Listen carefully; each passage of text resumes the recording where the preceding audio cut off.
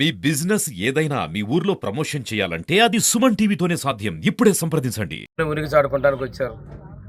వచ్చిన తర్వాత పొగాకులు గొల్ల చేశారు. అమరావతి మీద ఆడవాళ్ళ వ్యాఖ్యలు కరెక్ట్ కాదన్న వాళ్ళ మీద అసభ్యంగా మాట్లాడి రాళ్ళు దాడి చేశారు. పోలీసుల మీద దాడి చేశారు. పైపెచ్చు ఏదో నీతిమంతుల్లాగా వెనక్కి పిలవాలంటాడు, రీకాల్ అంటాడు. మధ్యస్థితి మరీ ఎక్కువైపోయింది. ఆ రోజే మేమేదైతే ఎన్నికల ముందు చెప్పామో సైకో దానికి పరాకాష్ఠగా ఉన్నాడు. ఆ రోజున ఎన్నెన్నో కుట్రలు చేస్తున్నారు.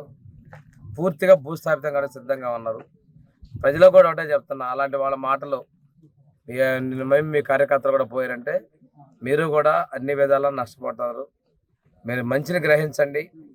అంతేగాని ఏదో ఈరోజు చెప్పారని చెప్పి రెచ్చగొట్టేటువంటి ఫలిత దానిలో మేము ఊబిలో పడద్దని చెప్పి నేను వాళ్ళ కార్యకర్త కూడా చెప్తాను.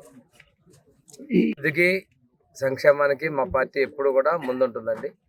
ఈరోజు పుదులగిరి లక్ష్మీనరసింహస్వామి దేవస్థానంలో 50 లక్షల రూపాయలతో పైన మేము రోడ్లు ఏర్పాటు చేయడం జరిగింది. అదేవిధంగా ఈ రోడ్డును గతంలో మేము మెటల్ రోడ్డుగా ఏర్పాటు చేసాం. తరువాత కాలంలో మంజూరైన రోడ్డుకి ఫారెస్ట్ అనుమతులు లేకపోతే ఫారెస్ట్ అనుమతి పే చేసుకొని రోడ్డు పూర్తి చేసాం.